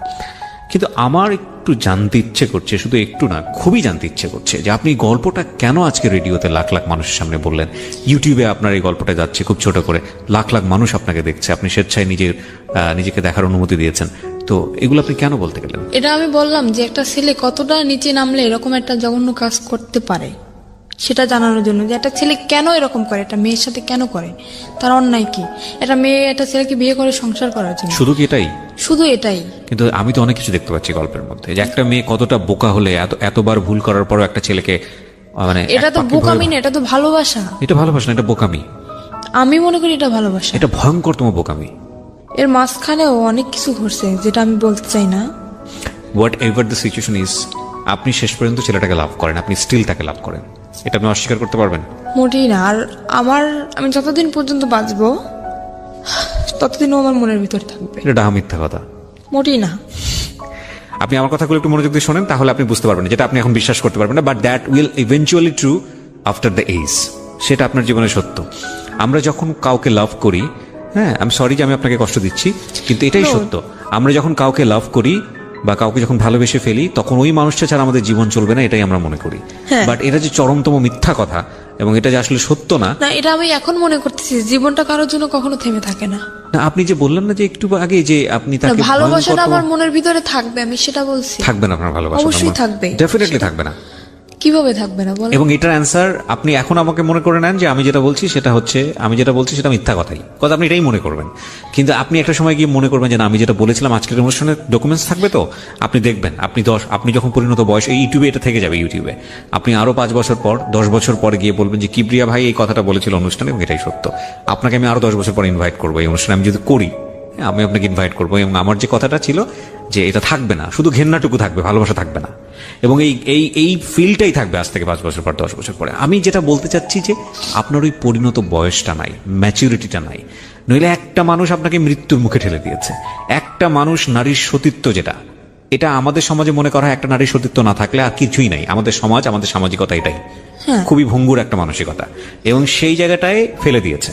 আপনি যে ধরনের অর্থনৈতিক, আমি যদি আরো সহজ করে বলি, যেই ধরনের ক্লাস মেনটেন করেন বা যেই ধরনের আর্থিক অবস্থার মধ্যে বসবাস করেন, এটা আমরা ধরে নিই আমাদের একেবারে সমাজের প্রান্তিক পর্যায়ের এক মানুষ যারা দিনে দিন খাওয়ার মতো অবস্থা, এইরকম একটা পরিবারে আপনি বড় হয়েছেন, না আছে বাবার সাপোর্ট, না আছে মার সাপোর্ট, হ্যাঁ, এরকম একটা অবস্থা। সেই রকম একটা অবস্থায় থেকে এরকম একটা আন্ডার এজ একটা মেয়ে একটা ছেলেকে লাভ করে বিয়ে করেছে, লাভ করে তো বিয়ে করেনি, একটাকে বিয়ে দেওয়া হয়েছে এবং বিয়ের পরে লাভ করেছে। তো এইটা 21 বছরের আপনার যে ছেলেটা, আপনি যদি যে কথা বলেছেন এখানে সেগুলো যদি সত্য হয়ে থাকে, আমি তার নাম পর্যন্ত জানতে চাই না, আমি জানতে চাইও না, আপনি যা বলেছেন এখানে সেগুলো যদি সত্য হয়ে থাকে, 21 বছরের এই ছেলেটাকে এটা খুব ভালো করে বুঝতো এবং সেই ইকুয়েশনগুলো খুব ঠান্ডা মাথায় করেছে যে ওকে যদি আমি এই জায়গাটায় ফেলে দেই, আমাকে বলার কেউ নাই। দেখেন, আমি একটা সহজ এক্সাম্পল দিই, আপনাকে এভাবে কেউ কখনো বলেছে কিনা। ও কিন্তু ভয় পায়। ওর চাচা, আপনার চাচা শ্বশুর যে কদিন বেঁচে ছিল, ছোট চাচা শ্বশুর, ও কিন্তু খারাপ ব্যবহার করেনি আপনার সঙ্গে। তার মানে ওর যদি কেউ গাইড করার থাকতো, ওকে যদি কেউ শাসন করার থাকতো, এবং আপনার ফ্যামিলিতে যদি এরকম গার্ডস থাকতো যে না, আপনার বাবা ওর একদম মানে সহজ বাংলায় যেটা গ্রাম্য ভাষায় যেটা বলে টুটি ছিঁড়ে ফেলবে, এরকম যদি কোনো অন্যায় হয় তার মেয়ের প্রতি, ও জীবনও আপনাকে নিয়ে এতটা সাহস করতো না। অবশ্যই, রাইট? সো যেদিন আপনার ওকে শাসন করার মানুষটা মারা গেছে, সেই রাতের থেকেই কিন্তু ওর উলটপালট আচরণ শুরু হয়েছে, রাইট? তো এই জিনিসটাও খুব সুন্দর করে ইকুয়েশন করে করেছে, কোনটা যোগ করলে যোগ হবে, কোনটা বিয়োগ করলে বিয়োগ হবে। ওর একটা দিক ছিল কি, আমি যখন যতই আমি রাগারাগি করতাম না কেন, ও কোনো কথা বলতো না, একদম চুপচাপ থাকতো, কিন্তু খুব মানে খুব ঠান্ডা মাথায় কাজ করতো। হ্যাঁ, আপনার কথাটা একদম রাইট। আমি এখন যেটা বলবো আরো অনেক কিছু বের হবে, রাইট? কিন্তু আমি আপনাকে মূলত, আপনি যে কথাটা বললেন না যে ছেলেদেরকে বিশ্বাস করার জায়গাটা, এটা আপনার বয়সের ফিল। এখানে আরো অনেকগুলো বিষয় আছে। আপনার ইমোশনের জায়গাটা থেকে আপনি এত কিছুর পরেও ওই ছেলেটাকে ভালোবাসেন, সেটা আপনার বয়সের কারণে। আমি এটা বলতে চাচ্ছি, এটাও একটা ভয়ানক রকমের ভুল। লাভ জিনিসটা কি জানেন? লাভ জিনিসটা হচ্ছে উইথ রেসপেক্ট। লাভ জিনিসটা ওয়ান সাইডেড না, এটা একটা সময়ের প্রেক্ষাপটে হতে পারে। হ্যাঁ, আপনি কাউকে ভালোবাসলেন, ঠিক আছে, সেই মানুষটা আপনাকে ভালোবাসে না, আপনি সারাটা জীবন তাকে পাগলের মতো ভালোবেসে যাবেন, আপনার জীবনে কেউ আসবে না। দ্যাট ক্যান বি লাইক একটা খুব অল্প সময়, খুব অল্প কিছু, হয়তো লাখে একজন মানুষ, কোটিতে একজন মানুষ, দে আর ডিফারেন্ট। অ্যান্ড এক্সেপশনের জায়গাটা কখনো এক্সাম্পল হতে পারে না। কিন্তু আমরা যারা মোস্ট কমন মানুষ, কমন পিপল যারা, তাদের লাইফে কিন্তু এই ঘটনাটা মানে কম আর বেশি এরকম। আপনার লাইফে এখন পর্যন্ত ওকে রিপ্লেস করার মতো মানুষ আসেনি বলেই আপনার কাছে এখন পর্যন্ত মনে হচ্ছে যে না, ওই মানুষটাই অসাধারণ মানুষ। কিন্তু যখন অন্য কেউ চলে আসবে যাকে ভালোবেসে ফেলবেন, তখন মনে হবে যে না, জীবনে অনেক বড় একটা ভুল। এখানে আমার একটা কথা, কিন্তু হয়তো আপনি এসেছে অনেক, কিন্তু আপনার মনে হয়তো ঘন্টা নাড়াতে পারেনি, আপনার মনের ঘন্টাটা বাজেনি, আপনি সেটা ঘন্টাটা কোনোদিন বাজবেও না। আর এই ঘটনা আমার সাথে ঘটার পরে আমি কোনো ছেলেকে বিশ্বাস করি না। হ্যাঁ, সেটা একটা অন্য অ্যাঙ্গেল। যে কাউকে আমি বিশ্বাস করি না সেটা একটা অন্য বিষয়, কিন্তু মনের ঘন্টাটা বাজবে না সেটার পেছনের কারণ যদি ওই হয়ে থাকে যে না ওকেই আমি ভালোবেসে যাব, তাহলে আমি সেটা বিশ্বাস করি না। দেখেন, আপনার জায়গাটা আপনার মতো, আমি রেসপেক্ট করি, কিন্তু আমি যেটা বলছি সেগুলো সবই অভিজ্ঞতার আলোকে, এই অনুষ্ঠান করার অভিজ্ঞতার আলোকে, নিজের জীবনের অভিজ্ঞতার আলোকে, সবকিছু জায়গাটা থেকে আমি আপনাকে বলছি this is not true, because 16 বছরের জীবন কিছুই না একটা 60 বছরের জীবনের কাছে, হ্যাঁ, এটা কিছুই হয়তো না। এখন আমি বলতেছি, এবং কিন্তু আপনার ভবিষ্যতে 60 এটা বছরে হবে না। গিয়ে, আপনার 50 বছরে গিয়ে জীবন গল্পটা এমন দাঁড়াবে যে 16 বছর নিয়ে আপনার বলার সময়ই নাই, এমনও হতে পারে, সেটাই। রাইট? সো আমি আপনাকে জাস্ট একটা জিনিসই বলবো যে 16 বছরের টিনেজ যারা আছো, লাভ আসুক বা যেটাই হোক না কেন, যে ঘটনার প্রেক্ষাপটে আসুক না কেন, ওই মানুষটার যদি তোমার প্রতি কেয়ারিংটা না থাকে, ওই মানুষটার যদি তোমাকে নিয়ে ফিউচার প্ল্যান না থাকে, ওই মানুষটার যদি তোমার প্রতি রেসপেক্ট না থাকে, সম্মান বোধটুকু না থাকে, তাহলে তাকে নিয়ে বারবার ভাবো, ভালোবেসে যাও, কিন্তু তাকে নিয়ে সংসার করার স্বপ্ন দেখো না, তাকে নিয়ে অন্তত জীবনের সামনের দিকে স্টেপ নেওয়ার স্বপ্ন দেখো না। কারণ শুধু লাভ দিয়ে সংসার করা যায় না, শুধু প্রেম দিয়ে স্টেপ সামনের দিকে নেওয়া যায় না, কারণ ওই মানুষটাকে অন্যরকম মানুষ হতে হয়, সেখানে অনেক কিছুর হিসাব নিকাশ ব্যাপার থাকে। এই কথাগুলো এত বেশি কমন এবং এত বেশি আমি বলেছি জীবন গল্পে, আমি জানি না, মানে অনেকে হয়তো সুন্দর সুন্দর মুখস্থ হয়ে গেছে আমার এই কথাগুলো। তো আমি আপনাকে বলবো যে আপনি যেহেতু রাইট নাও একটা জব করেন, you are lucky in that sense, কিন্তু লেখাপড়াটা কন্টিনিউ করাটা উচিত। আপনি কি কোথাও হ্যাঁ, পড়ছেন? এখন আমি আবার লেখাপড়া শুরু করছি বলতে কি, মানে এটা তো আমার রেগুলারলি ক্লাস করা সম্ভব না, তো আমার যেহেতু চাকরি করতে হয়, আমি এখন উন্মুক্ত ভর্তি হয়েছি, প্রতি শুক্রবারে ক্লাস চলতেছে। আর এখন আমি যেটা চাই আমার দিক থেকে, যে আমার অতীত যেটা গেছে অতীতই ওটা থাক, আমি যে সামনের দিকে আগাতে, কারণ আমার ছোটবেলা থেকে যে স্বপ্নটা ছিল সেই স্বপ্নটা আমি আবার পূরণ করতে চাই। কি স্বপ্ন ছিল? আমার ছোটবেলা থেকে স্বপ্ন ছিল আমি একটা পুলিশের চাকরি করব, বিউটিফুল। সেটা আমি আবার এগিয়ে যেতে চাই। আর মাঝখানে হয়তো 2টা বছরে আমার জীবনে অনেক কিছু ঘটে গেছে, সেগুলো আমি মনে রাখতে চাই না। আর এর পিছনে আমি একটা মানুষের সাপোর্ট পাইছি, আমি একটা কথা বলতে পারি, একটা মানুষের সাপোর্ট আমি সব সময়ের জন্য পাইছি।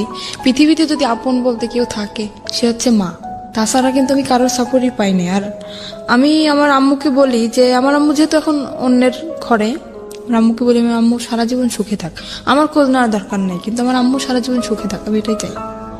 আমার আম্মু আমাকে অনেক অনেক সাপোর্ট করছে। আজকে এই যে এখন আবার কন্টিনিউ লেখাপড়াটা আবার চালাইতেছি। আপনি ওপেন ইউনিভার্সিটিতে পড়ছেন এখন, উন্মুক্ত বিশ্ববিদ্যালয়ে পড়ছেন? হ্যাঁ। আচ্ছা, উন্মুক্ত বিশ্ববিদ্যালয়ে আপনি কি দেবেন? এসএসসি দেবেন? জি না, আমি তো এখন 9-এ ভর্তি হয়েছি। আবার 9-এ ভর্তি, ওখান থেকে তো এসএসসি দেবেন? হ্যাঁ, ওখান থেকে এসএসসি দেবেন, এবং পাশাপাশি আপনি একটা জবও করছেন মোটামুটি একটা হ্যান্ডসাম স্যালারিতে। আপনার জবের ধরনটা আমি নাইবা এখানে এক্সপোজ করলাম, সেটা হয়তো আপনার কাজের ক্ষেত্রে একটু সমস্যা হতে পারে, but it's a different case. এবং আমি মনে করি যে এত কিছুর পরেও একটা মেয়ে জব করছে, পাশাপাশি পড়াশোনা করছে এবং স্বপ্ন দেখছে, তার মানে ইউ আর লাকি। যে আপনি বললেন না একটু আগে যে আপনার চেয়েও কষ্টের জীবন গল্প থাকে কিনা, আপনার চেয়েও ভয়ঙ্করতম কষ্টের জীবন গল্প থাকে, এবং কেউ কেউ হয়তো এই স্টেজে এসে শেষ হয়ে যায়, কেউ কেউ হয়তো হোটেলের ওই শিকলটা খুলতে পারে না, সেখানেই সারাটা জীবন শেষ হয়ে যায়। হ্যাঁ, কেউ কেউ হয়তো ওই যে ইঁদুর মারা বিষ যেটা আপনি খেয়েছিলেন ওখানেই হয়তো জীবনটা শেষ হয়ে যায়। সুতরাং আপনি লাকি যে অনেক অনেক দিক থেকে আপনি সার্ভাইভ করে সামনের দিকে এগিয়ে গেছেন, এবং আমি মনে করি আপনি যেটা স্বপ্ন দেখেন সেটা ভবিষ্যতে আপনার কাছে হয়তো আসবে। তবে আপনার জীবনের সবচেয়ে ভয়ঙ্করতম জায়গা যেটা আপনার সঙ্গে এখনো স্টে করে, সেটা হচ্ছে আপনি এখনো, যদি আপনার কথা সত্যি হয় তাহলে আমি তাকে এভাবেই বলতে চাই, স্টুপিডটাকে আপনি এখন লাভ করেন।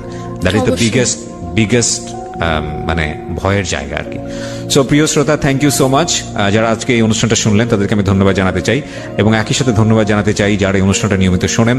আমি সব বেলায় এসে শেষ করতে চাই, একেবারে শেষের দিকে যে কথাটা বলতে চাই, প্রত্যেকটা স্টোরি কোনো না কোনো মেসেজ আমাদেরকে দেয়। আজকে 16 বছরের এই সাথী যে গল্পটা নিয়ে আমাদের এখানে উপস্থাপন করলেন, আমরা বিশ্বাস করি প্রথম ভুলটা করেছিলেন তার মা। ওই বয়সে যদি তাকে বিয়েটা না দিতেন তাহলে আজকে সাথীর গল্পটা এরকম হতো না। একটু সাপোর্ট করলে হয়তো সাথীর যে স্বপ্নটা ছিল, যেটা এখনো সে দেখতে চায়, যে বাংলাদেশ পুলিশ এসে কাজ করতে চায়, সেই স্বপ্নটাতে হয়তো তার পূরণ করাটা খুব সহজ হতো। তবুও যে কথাটা বলেই শেষ করব, সেটা হলো স্বপ্নবিহীন মানুষ থাকতে পারে না, প্রত্যেকটা মানুষ বাস করে তার স্বপ্ন নিয়ে। তো সেই জায়গাটি থেকে সাথী যেহেতু স্বপ্ন দেখে, সুতরাং সাথীর ভবিষ্যৎ সুন্দর হোক সেই শুভকামনা দিয়ে শেষ করছি। থ্যাংক ইউ সো মাচ আমাদের সঙ্গে থাকার জন্য।